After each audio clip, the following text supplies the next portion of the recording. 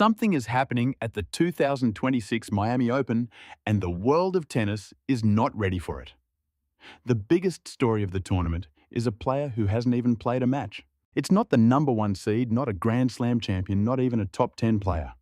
It's a 20-year-old ranked 32nd who is pulling crowds bigger than the legends of the sport. And the craziest part, it's not for her matches, it's for her practices. So the question is, what is actually going on? A practice session is supposed to be invisible. It's the quiet before the storm. A handful of fans might wander by and watch for a minute. A few diehards might lean on the fence. The player warms up drills with their coach for an hour and then vanishes. No crowds, no chaos, no commotion. It is background noise. Nobody rearranges their day for a practice. That's the unwritten rule for every other player in Miami. But the second Eala sets foot on the court, that entire system doesn't just bend, it shatters. Her fans don't just show up, they arrive hours early. Some wait more than an hour just to claim a decent view by the fence. The small grandstands are instantly full. An army of phones is already recording before she hits a single ball. Then the truly unprecedented begins to happen. People start migrating from other courts, abandoning other matches. Matches featuring players ranked far higher than her. Let that sink in. Bona fide stars. Household names with better rankings and more championships are practicing for a handful of people, while the 32nd seed is causing a traffic jam. Security is forced to adapt. Staff has to reroute foot traffic. The entire flow of the tournament grounds is literally being altered for one practice session. That is not normal. That is unheard of in professional tennis. And that is precisely where the establishment starts to get uncomfortable. Because the system is built on one simple rule: rankings are everything. Seed number 1 gets the main court. Seed number 2 gets the next one. Everyone else falls in line according to their record, their titles, their history. It's orderly. It's predictable. And it works until it doesn't. Because right now, the athlete generating all the energy in Miami isn't number 1. She's number 32. And the fans simply do not care. They are not following the seeding. They are not respecting the hierarchy. They are following her. No questions asked. The WTA is being forced to adapt on the fly. But here is the detail that makes this impossible to ignore. This movement didn't start in Miami. The momentum has been building for months. A generic training video, not a match highlight, just a day-in-the-life clip, surged past 100,000 views. That content is supposed to be invisible. For almost any other player, it barely makes a ripple. But for Eala, it performs like she's already a global icon. And it wasn't a one-time fluke. It is a consistent pattern across all her content. Then came the moment that sent a shockwave through the tennis world.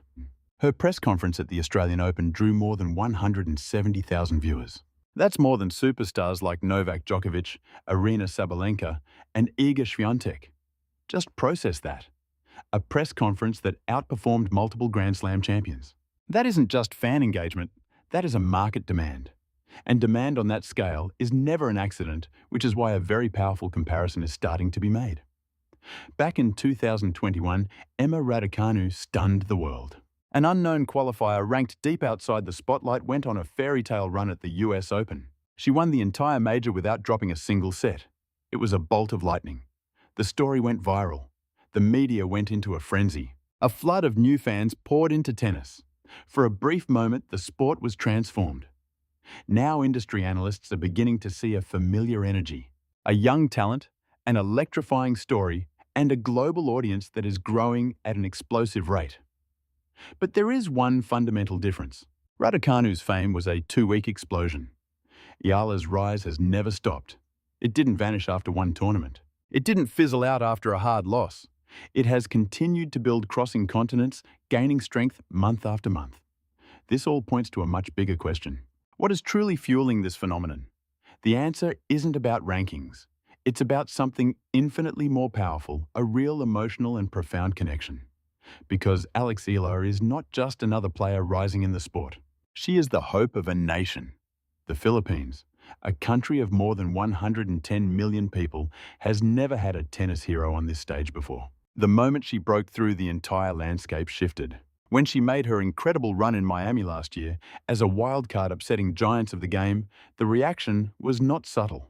It was a sonic boom, instant deafening, organized and relentless. The Pinoy Army isn't just a group of fans, it is a cultural movement. They arrive first, they leave last, they travel across oceans.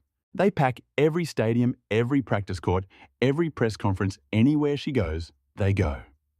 This is not casual viewership. This is identity. And identity does not follow rankings. It creates its own gravitational pull, and that is exactly the force we are witnessing. But here is where the story pivots. Because the corporate world of sports is paying very close attention. When a brand like Nike makes a move, it is never an accident. Her recent visit to their world headquarters was not a simple tour. It was a signal, a silent, calculated investment from a company that engineers the future of sports years in advance. And now, the whispers have begun. Talk of signature collections, of custom branding, of long-term strategic positioning.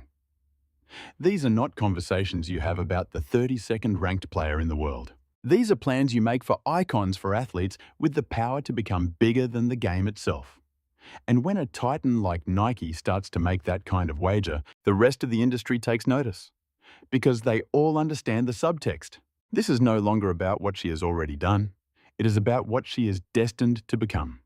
And now, industry insiders are starting to say it publicly. Some are suggesting she is already generating more global interest than established champions like Aryna Sabalenka. But others are taking it a step further, calling her the single biggest attraction in women's tennis, not in the future, but today. The entire system is built on a lie. Rankings are supposed to decide everything. Court assignments, press coverage, who gets the spotlight. But that system is breaking. Because the numbers on a screen aren't telling the story anymore. The crowds are. The fans are deciding who matters. And they've aimed a laser beam of attention on a single player before she's even hit one official shot. That's why a simple practice turned into a near riot. That's why a human tidal wave of spectators is crashing through the venue. And that's why the suits in charge are desperately rewriting the plan in real time. This was never in their script, and the panic is setting in. But here's the part that should scare them to death. This is just the warm-up. She hasn't gone deep in a tournament. She hasn't lifted a single major trophy. She hasn't even played one point that counts. Yet she already owns this entire event. So what in God's name happens when she finally starts to win? What happens when the reality catches up to the hype? If her practice sessions can shatter the schedule, her matches could burn the whole institution to the ground. The WTA can pretend it still has a say in the matter. But it's over. They don't get to decide if Eala is the future. The fans already did.